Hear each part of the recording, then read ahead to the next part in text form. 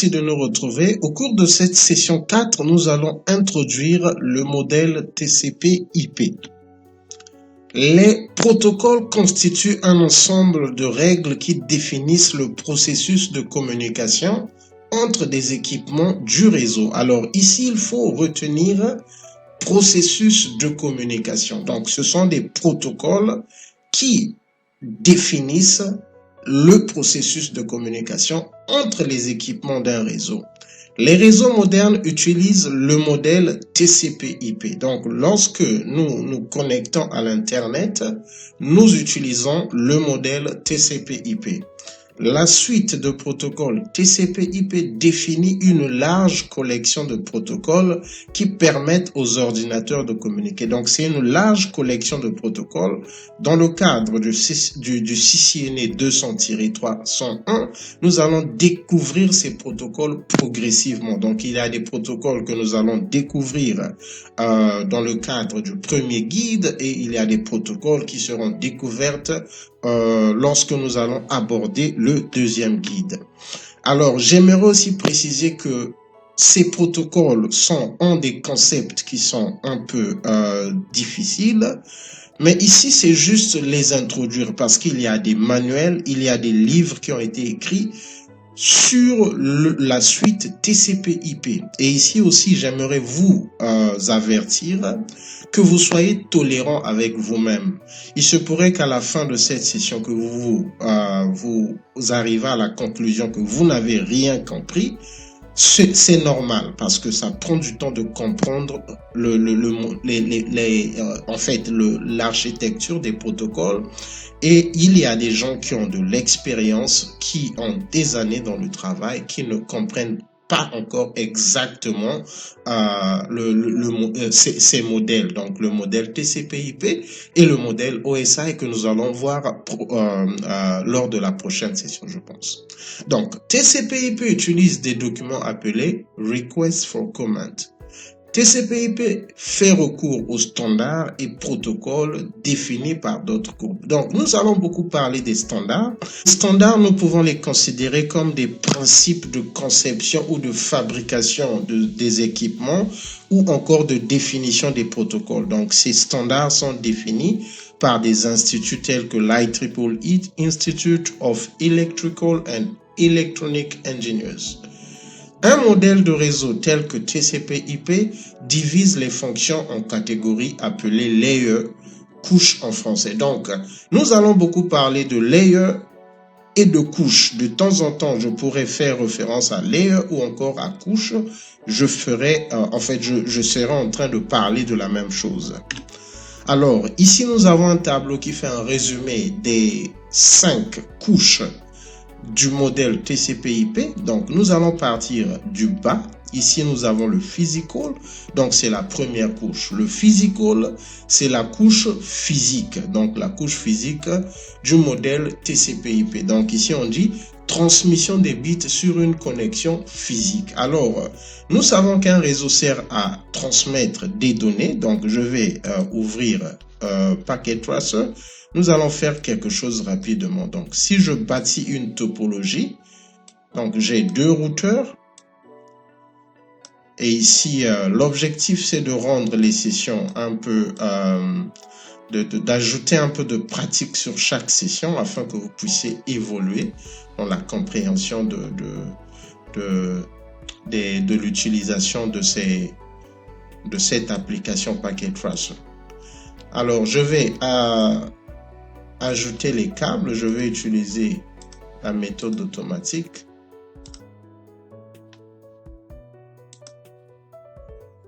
Excusez, donc je dois encore prendre. Et tel que vous le voyez, lorsque je suis en train d'ajouter les câbles, ils sont au rouge. Donc, lorsqu'ils sont au rouge, ça veut dire qu'il y a un problème, en fait, ces câbles ne sont pas activés. Donc, ce que nous allons faire, je vais ouvrir ce routeur. Donc, pour ouvrir un routeur, vous faites un clic et puis vous venez sur CLI. Il y aura une question, would you like to enter the initial config dialog? Ici, yes ou no. Vous cliquez simplement N et puis vous continuer, pressez OK. Ici, vous faites Enable. Nous allons faire voir les détails de chaque étape, mais ici, c'est juste pour rendre les sessions un peu pratiques. Donc, je vais faire Configure Terminal. Vous pouvez suivre ces étapes, les commandes que je suis en train de faire, d'exécuter. L'essentiel est de commencer à faire la pratique. Donc, je vais faire Interface. Je pense que j'ai utilisé le G00. Si je fais No Shutdown. Ah, ok. Interface G00. Si je fais le No Shutdown, donc vous voyez que cette partie est maintenant verte. Alors, elle est maintenant verte. Donc, pour savoir comment est-ce que j'ai su si c'est le G00, donc si vous venez ici, vous voyez gig 00. Ici, là, c'est gig 01. Alors, comme c'était automatique. Alors, je vais revenir à Packet Tracer. Donc, je vais activer l'autre interface. Je vais faire 1 et je vais remonter. Donc, vous pouvez suivre, tel que j'ai dit, vous pouvez suivre ce que je suis en train de faire. Ce n'est pas grave. Alors, ici, je mets N pour entrer. Enable, je fais Configure Terminal, Interface G00, No Shutdown. Je remonte, je rappelle l'autre commande, No Shutdown. Alors, nous voyons maintenant que le lien est maintenant vert. En fait, la connexion physique est maintenant activée parce qu'elle nous dit qu'elle est verte. Donc, ce que je voulais illustrer par cela, c'est que lorsque nous revenons à notre slide et que la transmission des bits sur une connexion physique spécifique. Donc, il y a des détails spécifiques, des standards spécifiques, mais il y a aussi le fait que la connexion physique doit être activée pour que le trafic puisse être fonctionner sur un réseau TCP/IP. Alors, la deuxième couche, c'est le data link, transmission des données au travers d'une catégorie de médias. Donc, lorsqu'on parle de catégorie de médias, nous parlons des catégories soit nous faisons recours au câble physique, soit au wireless. Donc, le LAN, lorsqu'on parle de Ethernet LAN, on parle des câbles physiques. Donc, on utilise des câbles physiques. Donc, si je viens ici, là, je fais Ethernet cable. Donc vous voyez ici là ce sont des câbles. Alors que le wireless utilise le signal RF tel que nous l'avons vu. Donc la troisième couche, le network, donc livraison des données de l'expéditeur au destinataire. Donc ici là nous voyons que ce sont des protocoles. Ici là donc au niveau de la troisième couche, donc le network, c'est le IP, donc Internet Protocol, et le Internet Control Message Protocol, donc ICMP.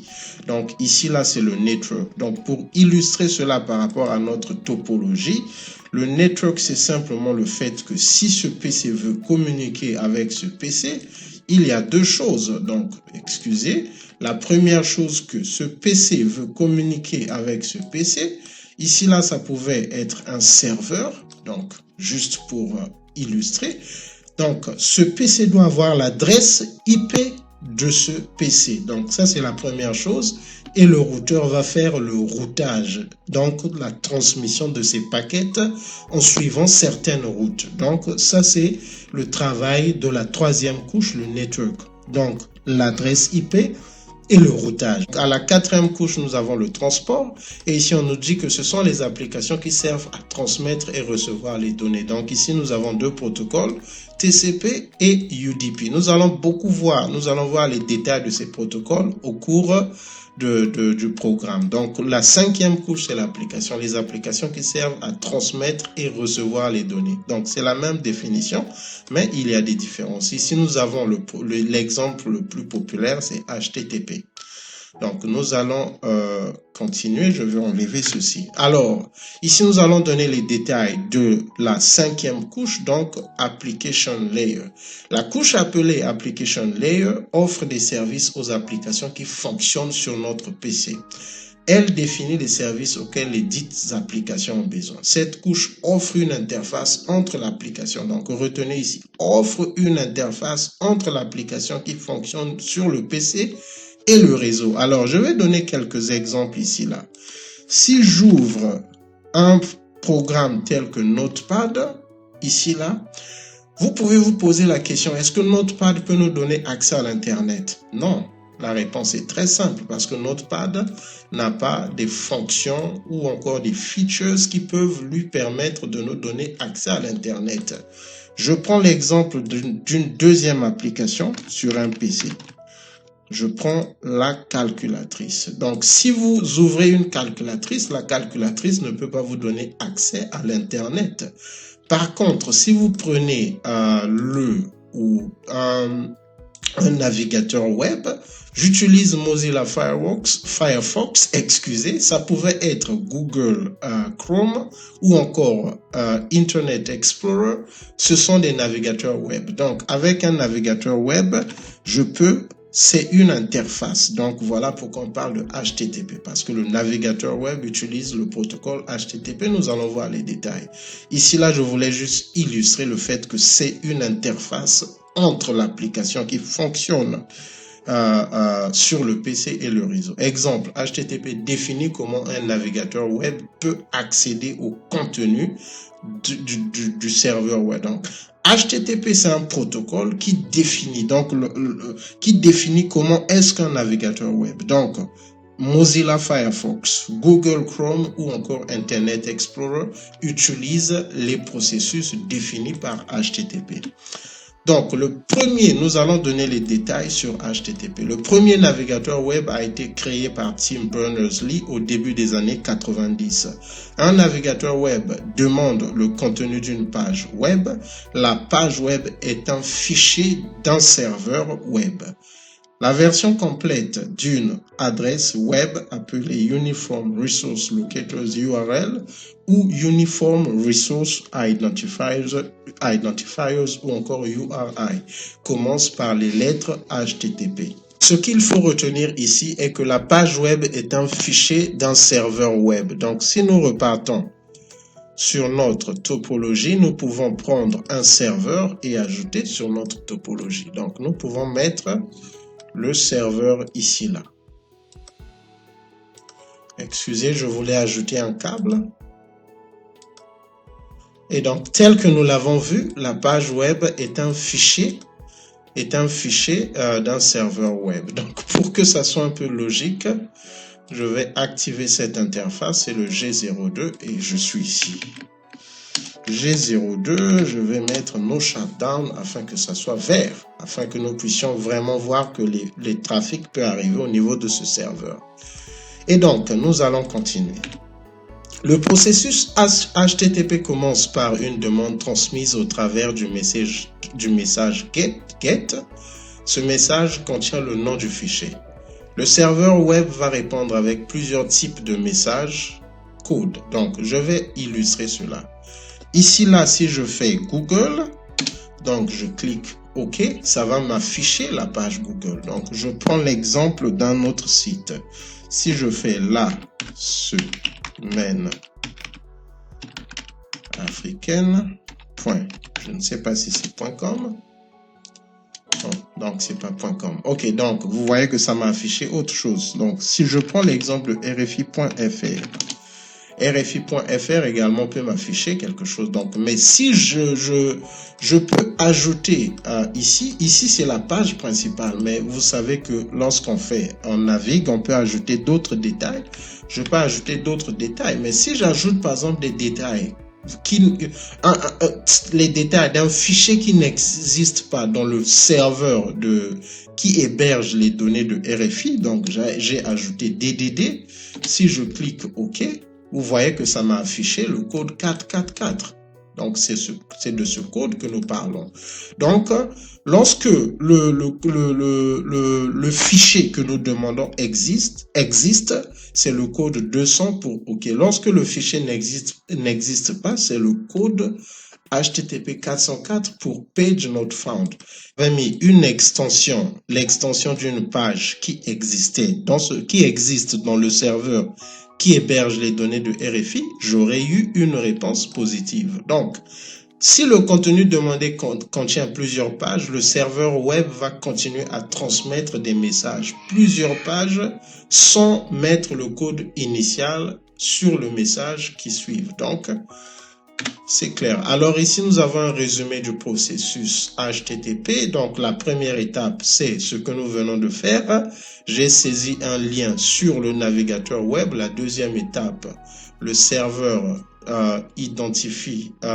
non, excusez, ici, là, c'est le browser. Donc, le navigateur web. Le navigateur web envoie le message GET au serveur. Donc, il y a un port, numéro de port. Nous allons voir les détails des ports après. Alors, le serveur va identifier le fichier que je suis en train de demander. Et s'il trouve le fichier, il va répondre avec le code OK. Et donc, voilà, la page va s'afficher sur notre PC. Alors, TCP, nous allons maintenant parler du Transport Layer. Les protocoles les plus populaires à cette couche sont Transmission Control Protocol, TCP, et User Datagram Protocol, UDP. Cette couche offre des services aux protocoles qui fonctionnent au niveau de l'application layer. Elle établit la communication entre l'équipement A, l'expéditeur, et l'équipement B. Donc, si nous revenons sur notre topologie, ce que cela veut dire, si ce PC veut accéder à des fichiers web qui sont dans ce serveur, c'est TCP qui va établir une session, en fait, qui va établir la communication avec le serveur. Donc, TCP va recevoir des services du transport layer parce que le transport est au-dessous. Nous l'avons vu, l'application layer couche 5, transport layer couche 4. Ça veut dire que lorsque nous disons cette couche offre des services au protocole qui fonctionne au niveau de l'application layer. Donc, le transport offre des services à l'application layer. Elle établit la communication entre l'équipement A, nous venons de le voir, et l'équipement B. L'une des fonctions les plus importantes de cette couche est la correction des erreurs, donc Error Recovery, offerte par le protocole TCP. Donc, UDP n'offre pas le Error Recovery. Cette fonction garantit la livraison des données au destinataire au travers du concept d'acknowledgement, donc accusé de réception. TCP offre plus de services que UDP. En termes de services qu'ils offrent, nous pouvons considérer TCP comme DHL et UDP comme la poste ordinaire. Et vous le savez que lorsque vous acheminez, lorsque vous envoyez un courrier par la poste ordinaire, vous n'êtes pas trop sûr si le courrier va arriver. Mais par contre, avec DHL, vous êtes à 99% rassuré que votre courrier va arriver à destination. Chaque couche offre des services aux couches qui lui sont supérieures. Le protocole TCP offre le service de correction des erreurs à l'application layer.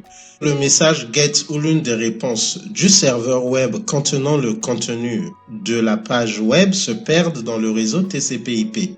Nous savons que la page ne va pas s'afficher sur le navigateur web du visiteur. Qu'est-ce que cela veut dire? Lorsque nous repartons à notre topologie ici, là, supposons que lorsque le PC est en train de transmettre les paquets à ce serveur et que le message GET se perde, nous savons que le fichier ne va pas s'afficher. Même si vous saisissez le bon lien, c'est-à-dire le lien que vous avez saisi est correct, vu que le message que vous envoyez va se perdre dans le réseau TCP/IP, vous n'allez pas recevoir une réponse de la part du serveur. Donc ici, c'est juste pour montrer un peu que le web, c'est l'interface. Voilà pourquoi on dit User Interface. Donc, c'est l'interface qui nous donne accès au réseau. L'application layer, donc, Managing the flow between applications. Donc ici, le transport layer, c'est c'est l'application qui nous donne accès au réseau. Alors, quelques détails, donc nous continuons. Le réseau TCP/IP a besoin d'un mécanisme qui garantit la livraison des messages ou données transmis par les terminaux. Le protocole TCP offre un mécanisme de correction des erreurs. Ce mécanisme fonctionne sur la base du concept d'acknowledgement. Alors, pour rendre la correction des erreurs possible, chaque message transmis au travers du réseau a un numéro de séquence. Donc, par exemple, séquence 3. Par exemple, si le destinataire d'un message reçoit les séquences 1 et 3, mais ne reçoit pas la séquence 2, il va envoyer un message à l'expéditeur indiquant que la séquence 2 manque. Donc ici, là, nous avons cette illustration. Ce PC est en train de communiquer avec le PC de Fred. La première séquence arrive à destination. En fait, ici, là, il faut expliquer que lorsque, par exemple, on envoie un fichier, par exemple une photo, le réseau va diviser le message en plusieurs séquences. C'est pour des raisons de taille et nous allons le voir. Donc, la première séquence va arriver, par exemple, la deuxième séquence n'arrive pas. Donc, la troisième séquence arrive. Lorsque ce PC va faire le travail, il va se rendre compte que la séquence 2 manque, donc il va dire no data, il va renvoyer une réponse ici là et le PC sera obligé de renvoyer la séquence 2. Donc c'est ce qu'on appelle la correction des erreurs, donc le fait que ce PC va se rendre compte qu'il y a une séquence qui manque et il va renvoyer la même séquence. UDP n'offre pas ce service, donc il faut préciser que ce n'est que TCP. Alors, Layer Interactions, interaction de la même couche, Same Layer Interaction, communication du même protocole entre deux PC différents. HTTP du PC A communique avec HTTP du PC B. Interaction avec la couche adjacente, Adjacent Layer Interaction on the same computer. Service d'une couche inférieure à la couche supérieure dans le cadre d'un même PC. Alors, ici, Same Layer Interaction, tel que nous l'avons vu, c'est lorsque, par exemple, le PC A ici, le PC A est en train de, le HTTP du PC A communique avec le HTTP du PC B, ou encore TCP du PC A communique avec TCP du PC B. Alors, adjacent, c'est dans le cadre d'un même PC. Donc, par exemple, la couche IP rend des services à la couche HTTP. En fait, est en interaction avec la couche HTTP avant d'envoyer le paquet dans le réseau. Donc, ça, c'est le adjacent. Et ça, c'est le Same Layer. Same Layer, c'est entre deux PC. Adjacent, c'est dans le même PC. Nous allons continuer. Alors, le Network Layer. L'application majeure de cette couche est l'Internet Protocol. IP, donc Internet Protocol, offre plusieurs services qui se résument à l'allocation de l'adresse et le routage. Donc, tel que nous l'avions vu, deux éléments essentiels de ce protocole, c'est la location de l'adresse IP. Donc, les services de la couche IP sont identiques aux services de la poste. Donc, il y a des adresses IP qui doivent être utilisées pour transmettre de la même façon que nous avons des adresses. Si quelqu'un veut vous envoyer un courrier, il doit mettre la bonne adresse physique, le bon code postal, toutes les informations correctes afin que votre poste puisse vous livrer le courrier correctement. Je donne un exemple. Alors, je vais illustrer cela par cette carte. Supposons que vous êtes en France et que vous envoyez un message qui doit arriver sur le continent américain. Et donc la route, c'est cette route normalement. Nous voyons qu'il y a aussi une route ici, là, c'est possible. Mais supposons qu'il n'y avait pas de route ici. Donc la seule route, c'est celle-ci. C'est cette route. Donc, il y a des protocoles qui définissent comment est-ce que le message doit traverser le réseau. Quelle direction il faut prendre? Donc, c'est ce qu'on appelle par routage.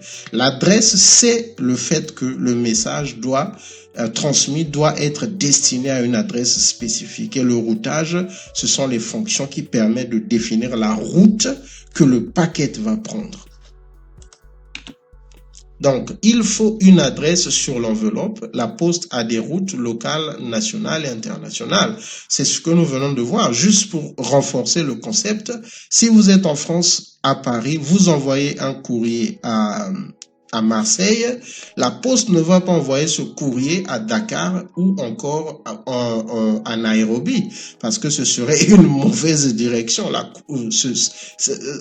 En envoyant à Dakar ou à Nairobi, ça sort des routes nationales, ça va à l'international, alors que votre courrier est destiné sur le territoire national. Donc, la poste doit se faire de telle sorte que votre message prenne la bonne route.